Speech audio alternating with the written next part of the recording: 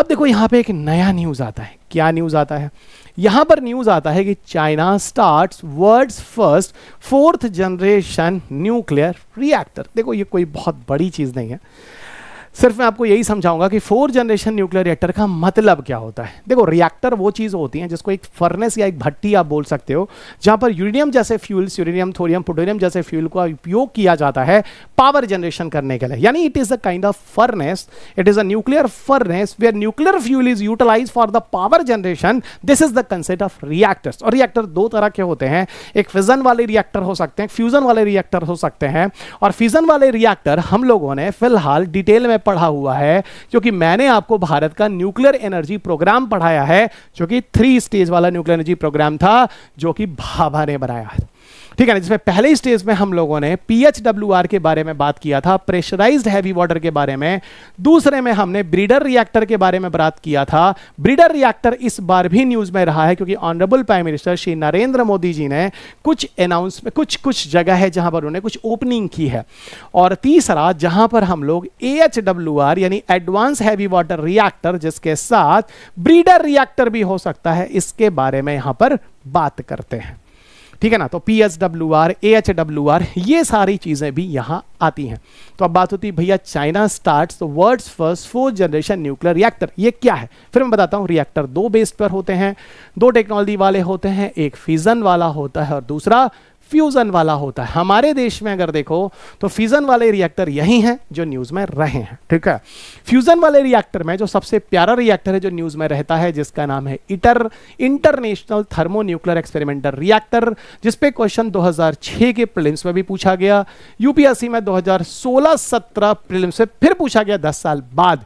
और ये वही रिएक्टर है जो एक तरह का फ्यूजन रिएक्टर है, और यही वो रिएक्टर है जो लगाया जा रहा है। 7 कंट्रीज इसमें काफी बड़े लेवल पे काम कर रहे हैं, और उन 7 कंट्रीज में एक कंट्री हमारा देश भारत भी है।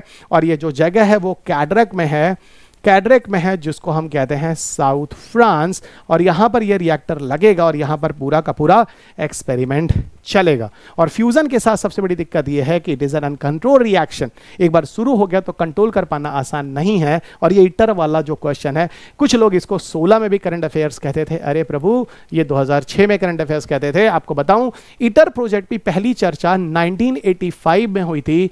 35 कंट्री ने मिलकर पहले इन्होंने इंटरेस्ट शो किया था दुनिया में कि हम लोग एक इंटरनेशनल लेवल पे फ्यूजन रिएक्टर भी बनाएंगे, और अगर फ्यूजन रिएक्टर को कंट्रोल तरीके से हमने हीट जनरेशन करने को बना लिया तो दुनिया से पावर क्राइसिस खत्म हो जाएगा। और एक बात और ध्यान रखना, अगर आप लोग करंट अफेयर्स पढ़ते हो तो आपको पता होगा 2023 में जो UNFCCC का दुबई वाला कन्वेंशन हुआ है, दुबई में हुआ है, जिसपे अभी हम लोग पेरिस पीछे पढ़ रहे थे, उसमें यही बोला गया कि दुनिया को बचाना है ग्रीन हाउस गैस से, तो भैया न्यूक्लियर एनर्जी को अपनाना है। क्योंकि न्यूक्लियर एनर्जी चाहे वो फिजन हो चाहे वो फ्यूजन हो, ये पूरी की पूरी एनर्जी क्लीन एनर्जी होती है। यहां पर किसी भी तरह का इन्वायरमेंटल पोल्यूशन नहीं होता है, यानी ग्लोबल वार्मिंग टाइप की समस्या नहीं होती है। तो ये चीज आपको यहां पे समझना पड़ेगा। अब आपको लिए चलते हैं यहां पे करंट न्यूज में क्या है। करंट न्यूज में कुछ नहीं है, चाइना का 4th जनरेशन है। अब देखिए क्वेश्चन को समझने के लिए मेरे को तो ऐसा लगता है कि 90% जनता को कॉन्सेप्ट ही नहीं समझ में आता है साइंस एंड टेक में।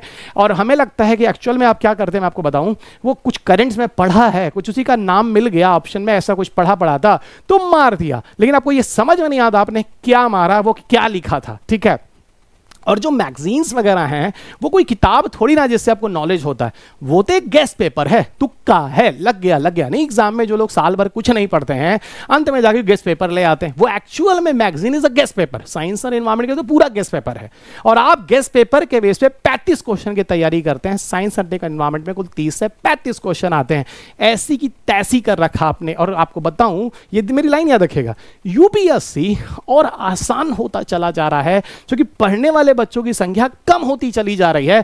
वो यूट्यूब के चैनल पे जाकर कोई 30 घंटे में, कोई 15 घंटे में, कोई पॉलिटी, कोई हिस्ट्री, कोई ज्योग्राफी पढ़ रहा है। बताओ, लक्ष्मीकांत सर को किताब लिखने में इतने साल लग गए, मुझे किताब लिखने में 20-20 साल लग गए, अभी तक तो हम ठीक से अध्यापक बन ही नहीं पाए। और आपको कोई 8 घंटे में साइंस एंड टेक पढ़ा देता है, 12 घंटे में पॉलिटी पढ़ा देता है, भैया इतिहास भी पढ़ा देते। इतिहास को बनने में पता नहीं कितने हजार साल लग गए, उसको तो छोड़ो, उसको आप 100 पन्ने के नोट्स में समेट लेते हैं।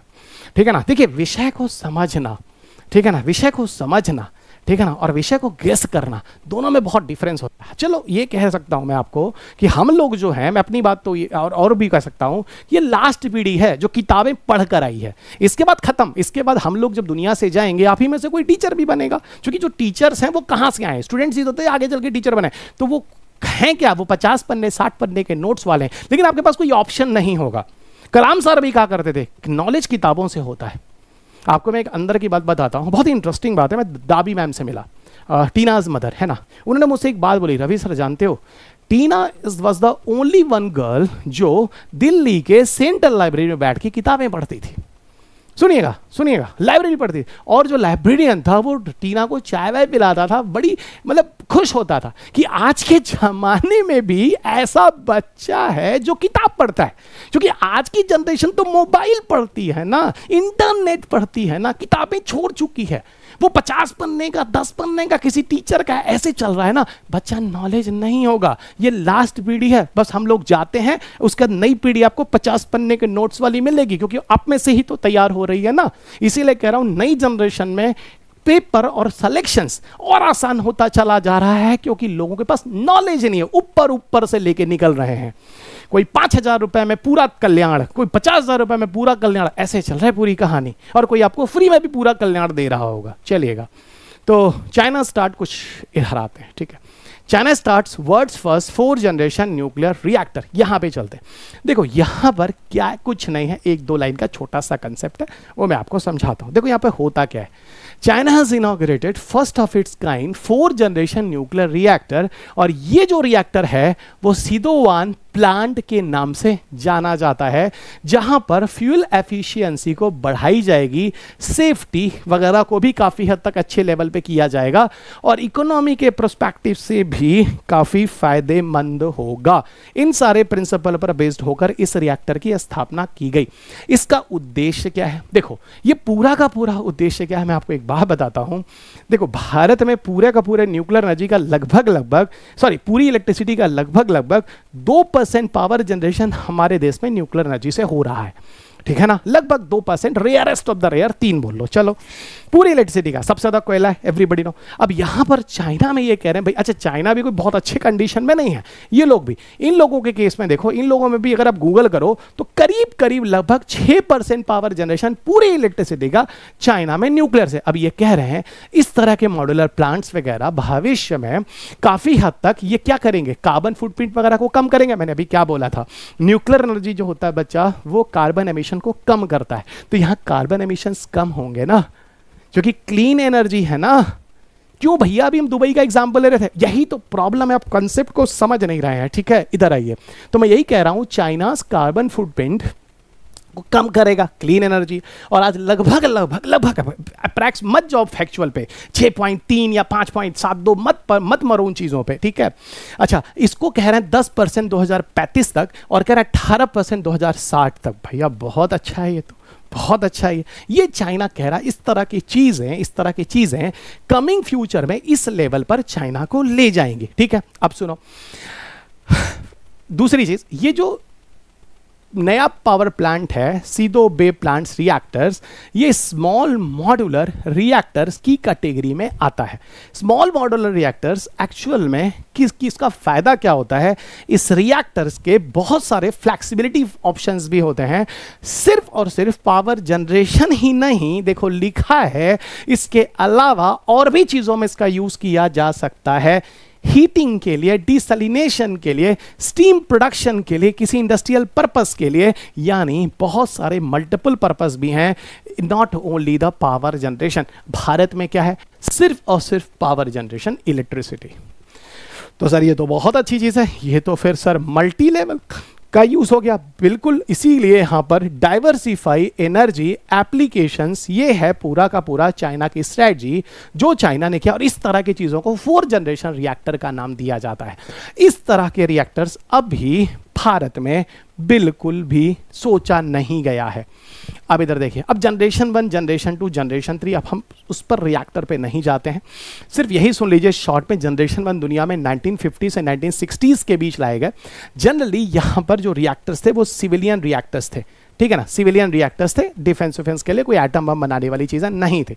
सेकेंड जनरेशन के जो रिएक्टर थे उनमें अगर देखा जाए तो 40 साल ऑपरेशनल लाइफ स्पैन इनका रहता है इस तरह के रिएक्टर्स का, सच एज जो लाइट वाटर रिएक्टर्स हैं जो सेकेंड जनरेशन में आता है। थर्ड जनरेशन जो है उन्हीं लाइट रिएक्टर्स का क्या है, इन्हीं का जनरेशन 2 का अपग्रेडेशंस है, ठीक है ना, जनरेशन 2 का अपग्रेडेशंस है, ठीक है। बाकी और बताऊं, न्यूक्लियर फर्नेस मैंने आपको बता ही दिया, न्यूक्लियर रिएक्टर्स तो कहते हैं। और एशिया का पहला न्यूक्लियर रिएक्टर जो अगर कहीं है, स्थापित है, तो वो अप्सरा है जो कि भारत में है, और इसमें भारत ने अगर किसी कंट्री की मदद ली है वो है यूनाइटेड किंगडम।